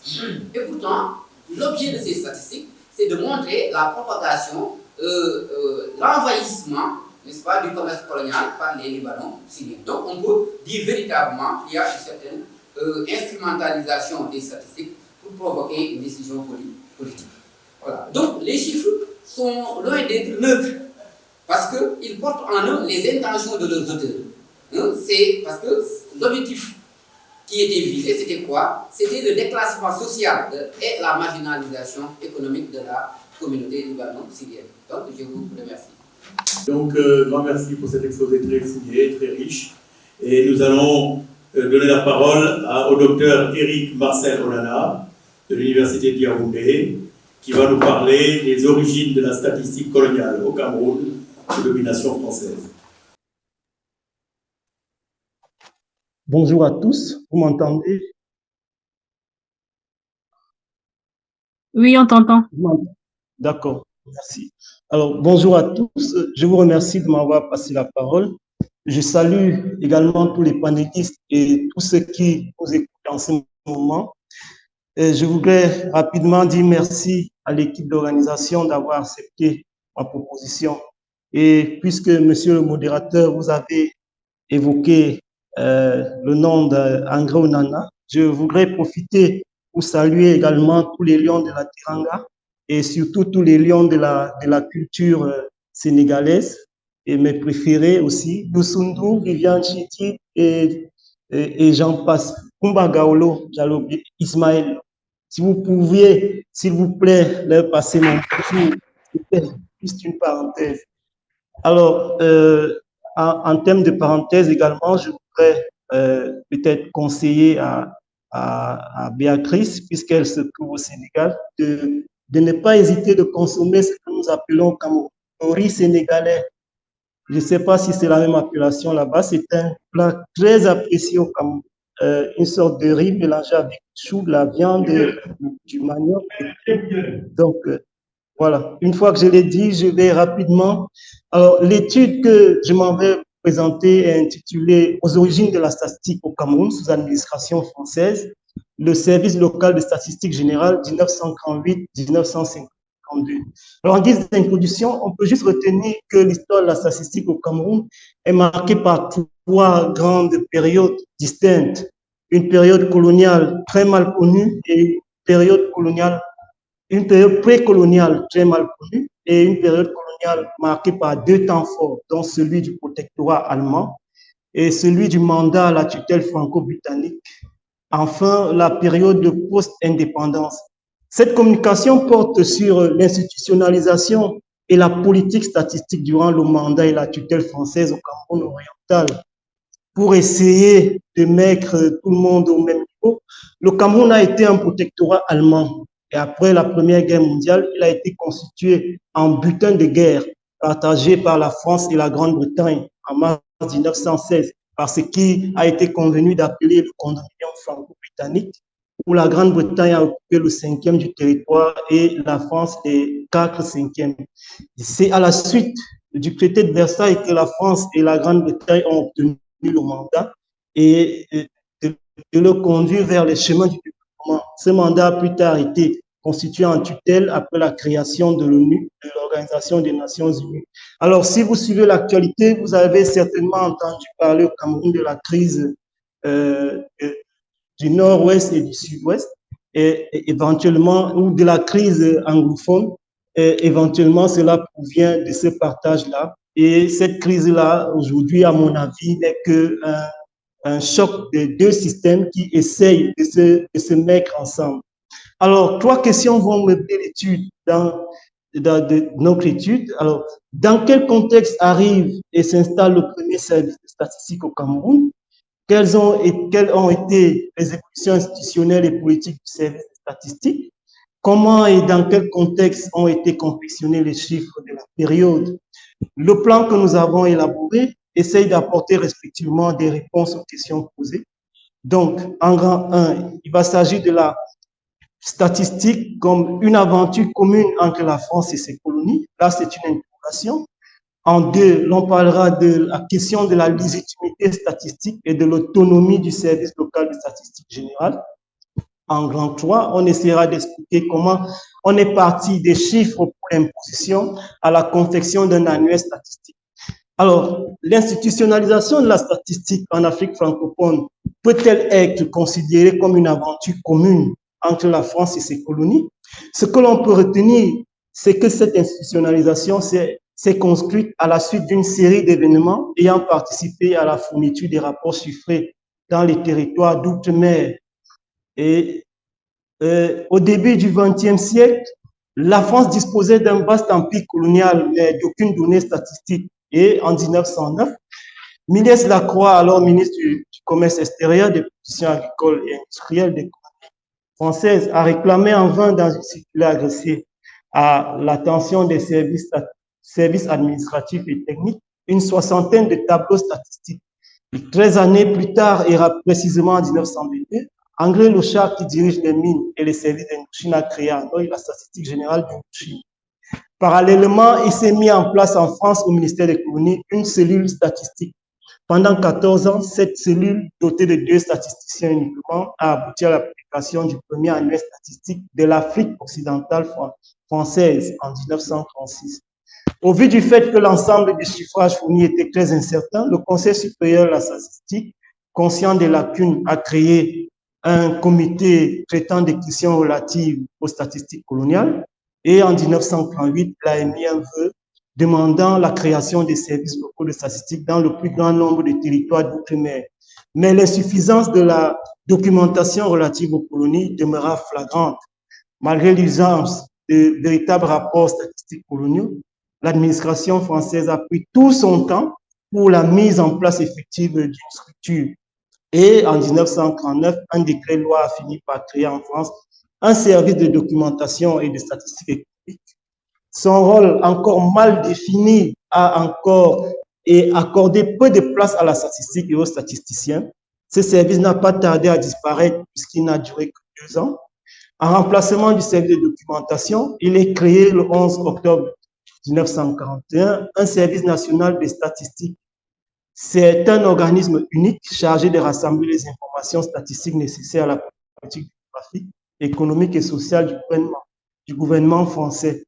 Bien plus, il est fusionné au sein de cet organisme le service de la démographie et de la statistique générale de France. Dès lors, il comprend désormais des organes régionaux placés au chef-lieu des régions économiques, ainsi que des organes annexes rattachés à chacun des secrétariats d'État. Alors, le 24 octobre 1941, un décret a régi l'organisation et le fonctionnement du service national de statistique qui, sous l'autorité d'un directeur général assisté d'un adjoint, comprend un service des statistiques de la population, un service des statistiques des biens, un service technique et mécanographique, un service administratif et une école d'application. À partir, au courant du mois d'octobre 1941, il y a eu une série de nominations qui ont meublé la structure statistique française. Et cette série de nominations a eu un impact sur la création des statistiques dans les territoires africains, notamment le décret qui nomme René Carmi à la direction générale du service national des statistiques. Et par la suite, on a des noms comme Lombardi, J. Adams et Georges Bounier qui sont simultanément nommés au grade d'inspecteur général de deuxième classe. Alors, c'est le 2 octobre 1943 que le service colonial des statistiques est enfin créé avec à sa tête l'inspecteur général de deuxième classe, Georges Bounier. Ce service est immédiatement placé sous l'autorité du secrétariat d'État à la marine et au pays.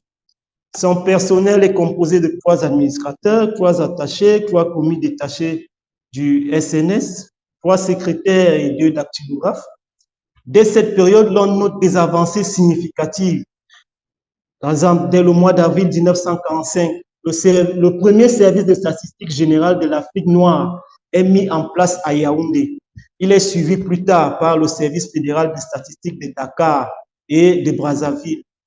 Après cette mise en place, une série de décrets vient compléter cette initiative indispensable pour la France. Parmi ces décrets peuvent être cités celui du 3 mai 1945 prévoyant la création des sanctions en matière administrative, celui du 15 avril 1946 relatif à l'organisation et au fonctionnement du service colonial des statistiques. C'est à la suite de ce dernier décret que le service colonial des statistiques a pris forme au Cameroun.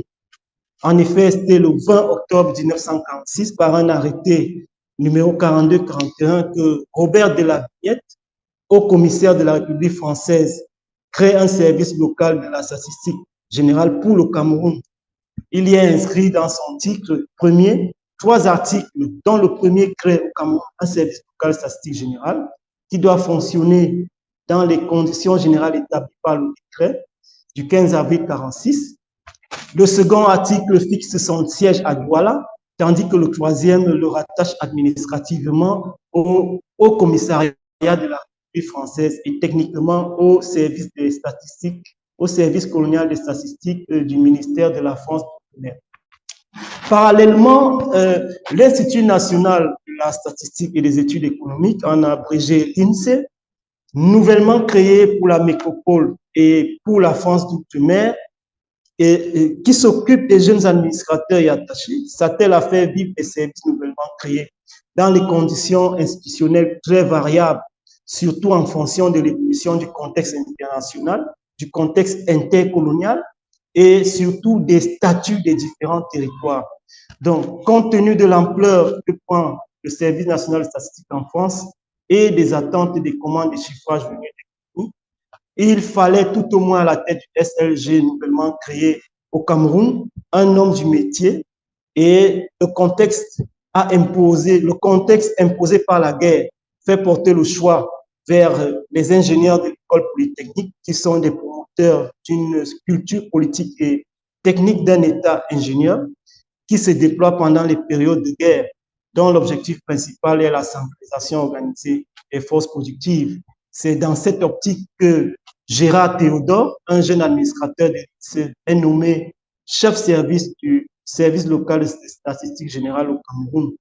Sur la base du programme académique reçu, et là je vais citer Desrosières, et en tenant compte du contexte politique et économique de la période liée à sa nomination, l'on peut avancer sans risque de se tromper que les statistiques du Cameroun allaient être comparables à celles d'une armée gérant sa logistique où les recensements démographiques, les fiches de produits en quantité physique, les tableaux input et la comptabilité vont constituer l'essentiel.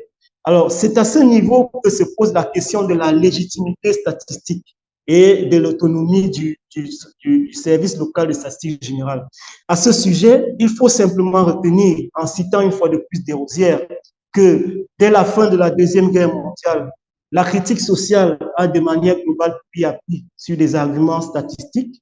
Pour le cas du Cameroun, vu ses statuts de territoire sous mandat puis sous tutelle, l'information fournie par le service de statistique devait être saisie comme une des composantes majeures d'un territoire en plein développement.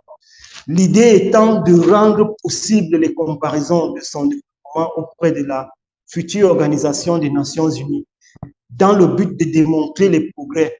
Et cela est d'autant plus soutenu par la légitimité statistique dont le rôle social est supposé être neutre au-dessus de tous les conflits et de toutes les considérations.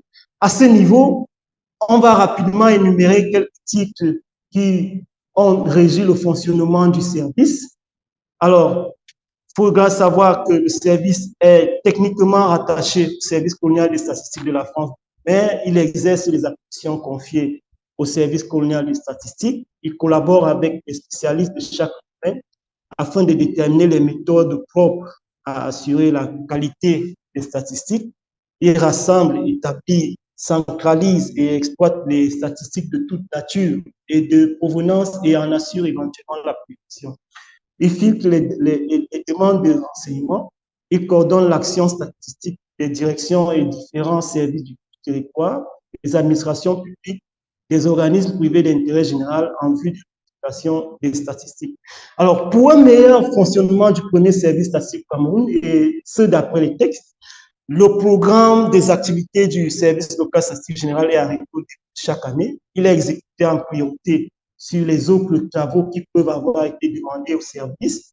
Il donne son accord non seulement pour toutes les enquêtes pour relever statistiques, mais également pour toutes les publications de renseignements statistiques, pour l'emploi des moyens mécanographiques de documents et l'organisation d'ateliers de mécanographie, aussi bien privés qu'administratifs, sur le territoire camerounais. En outre, afin de rassembler les documents nécessaires à son fonctionnement, le service disposait de la latitude de correspondre avec les services publics, les entreprises privées et en général tous les organismes qu'il jugeait bon de consulter.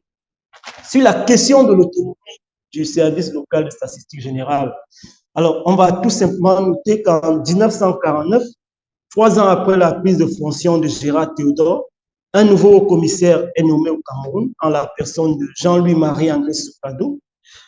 Une année après son arrivée au Cameroun, il va signer un arrêté qui met le service local de statistique générale dans la ville de Douala sous la dénomination de Bureau des statistiques. Et il explique cela par ceci, je m'en vais le citer. Il dit, en attendant le détachement au territoire des spécialistes appartenant au service communal des statistiques du ministère de la France outre-mer, le service des statistiques créé par arrêté numéro 42-41 subvisé est provisoirement rattaché au service des affaires économiques, voilà, dont il devient le bureau des statistiques.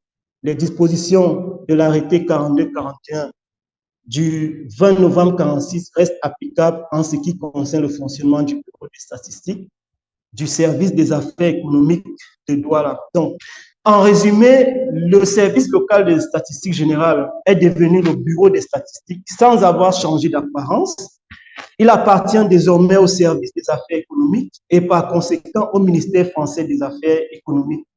En réalité, cette mutation fait suite au décret promulgué le 11 juin 1946 par Félix Gouin, président du gouvernement provisoire de la République française, créant au ministère de l'économie nationale un institut national de la statistique et des économies et des études économiques pour la métropole et la France d'outre-mer. Alors, le revirement porté par le haut-commissaire Soukadou s'explique donc à partir de ce décret dont on peut lire en filigrane la restauration de l'économie de la France après la guerre. Bien plus, l'arrêté de Soukadou est le bienvenu pour le service local de statistique générale, dont le chef service Gérard Théodore rencontrait déjà d'énormes difficultés, alors que l'un de ses principaux objectifs était de faire évoluer la structure. Donc, il est surtout question pour Soukadou de rapprocher le service de la plus grande zone de production économique afin de lui faciliter la collecte et l'application des données dont la nécessité semble urgente, non seulement pour les économies du Cameroun, mais surtout pour la métropole. Alors, c'était un secret de Chinel lors de sa création. Le service local de statistique générale présente un énorme déficit en personnel qualifié. Cela s'explique à travers l'évolution sociale de la population camerounaise elle-même. Il n'existe aucune grande école à cette période qui puisse atteindre les réalités que vivent les jeunes administrateurs formés par l'INSEE. Dans cette optique, Gérard Théodore est l'unique statisticien placé dans le vaste chantier que représente la statistique au Cameroun. Il fait donc ses premiers pas en affrontant à la fois l'ignorance de la population camerounaise et celle de l'administration elle-même dans le domaine statistique. Par conséquent, l'arrêté de Soukadou apporte une double évolution. Il renforce tout d'abord le service en lui permettant de se rapprocher des affaires économiques dont les compétences et les objectifs semblent être les mêmes. Il réalise en même temps la nouvelle vision politique et économique du gouvernement provisoire de la République française en matière de statistiques. Mais très tôt, le service local de statistique générale va perdre son autonomie et partant son caractère confidentiel, car il est désormais non seulement sous la supervision administrative du chef service chargé des affaires économiques, mais également les employés de son service aident à la confection des chiffres. Cette situation n'est pas du tout complaisante aux yeux de l'administration française locale qui, en dehors des travaux régaliens de la statistique, a des objectifs d'espionnage politique qui leur semblent également précieux, surtout avec la naissance au Cameroun des syndicats et des partis politiques. Par conséquent, 5 mois après avoir exécuté la politique du gouvernement provisoire français par un arrêté signé le 31 août 1950, le haut-commissaire André Soukadou rend son autonomie au service des statistiques, cette fois sous le gouvernement de Vichy. La nouvelle autonomie du service des statistiques s'explique non seulement par le caractère secret que doivent conserver certaines informations statistiques, mais également par les grands travaux démographiques que doit entreprendre la France à cette période. Au-delà de cette orientation, compte tenu de la guerre froide, il fallait se prévenir de nouvelles attaques de l'ennemi. Par conséquent, les réserves démographiques de la France à travers ses différentes colonies devaient porter un caractère confidentiel. Pour cela, il fallait rendre aux services statistiques leur autonomie, d'autant plus que la plupart de ces services continuaient d'exercer en filigrane les règles de l'espionnage. Bon, en 1951, Gérard Théodore est remplacé par Jean-Marie Caliès comme chef service de la statistique générale. Alors, sur la question de la production des chiffres que nous avons relativement intitulé « Des chiffres pour l'imposition » à la confection d'un annuaire statistique, il faut simplement retenir que la période d'avant 1946 ou de la création du service local de statistique générale a pratiquement été en marge des opérations statistiques au Cameroun. Je vais vous prier de passer au prochain slide. Oui. Alors, la période d'avant 1946, je disais, a été en marge des opérations de statistiques. D'une manière générale, les rapports coloniaux sont basés soit sur les déclarations des chefs de famille, soit sur les déclarations des chefs de village. Par conséquent, les rapports coloniaux, les dénombrements administratifs ou l'état civil des paroisses de l'époque ne donnent que des évaluations grossières des effectifs globaux de la population, souvent incorrectes d'une année à l'autre. D'autant plus que tous les essais de dénombrement effectués dans la partie française du Cameroun ont eu pour principal objectif le recrutement de la main-d'œuvre pour les grands travaux et surtout l'imposition.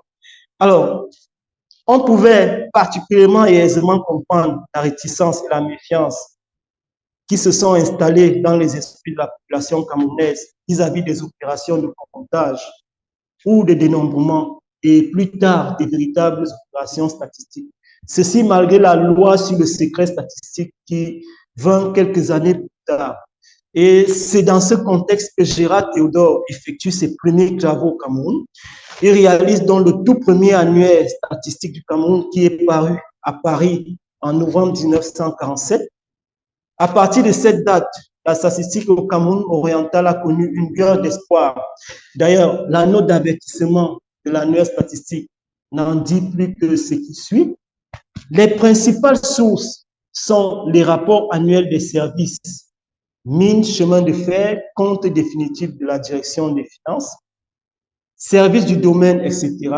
Malheureusement, les tableaux tirés de cette documentation ne sont que des relevés des sous-produits, des relevés initiaux qui ont tout autre but que des buts statistiques. Les recensements de la population africaine sont des dénombrements fiscaux. Les statistiques douanières sont, pour les raisons diverses, mais surtout fiscales, fort inexactes et particulièrement à l'exportation. Ce travail, considéré comme le premier coup d'essai de la jeune structure, n'a pas été une tâche facile. En effet, la nouvelle structure a éprouvé d'énormes difficultés pour produire cet annuaire. Les premiers obstacles se sont traduits par la pauvreté du matériel aux bases statistiques. Dans la note d'avertissement, l'annuaire est également écrit ce qui suit. Des archives administratives ont été, en raison de nombreux déménagements, perdues ou désorganisées et leur mise en œuvre est défectueuse. Il s'ensuit la moindre recherche ou mise à jour de l'état civil européen ou production agricole par subdivision, par exemple, qui se heurte à d'invraisemblables difficultés. Les lenteurs, quelquefois, une certaine mauvaise volonté.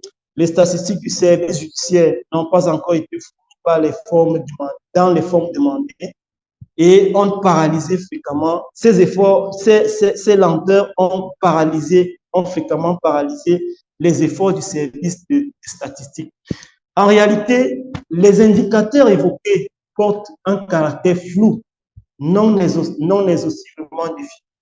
Mais cela permet tout au moins au service de diffuser des informations pouvant servir dans plusieurs univers qui auparavant s'ignoraient et peuvent désormais être comparés et rendre possible la communication. Au regard du vaste chantier statistique que constitue le Cameroun de la période, ces premières publications non seulement ne suffisaient pas, mais elles ne comblaient pas également les attentes et étaient toujours relatives à un passé lointain. Par conséquent, en cette même année 1950, le Bureau des statistiques va entamer la publication des informations un peu plus actuelles dans une revue intitulée Bulletin de la statistique générale. Dans un premier temps, la publication du Bulletin de la statistique générale était mensuelle. Le premier numéro est paru en 1950. Et toutefois, le Bulletin de la statistique générale a été un mensuel de novembre 1950 à octobre 1953. De 1950 à 1951, le service local statistique général a publié 13 numéros, dont le nombre de pages variant entre 8 et 10. Et généralement, les informations publiées dans le bulletin portaient sur la climatologie, les statistiques sur le commerce extérieur, la production territoriale et transport, les prix, la monnaie, le crédit, les finances publiques.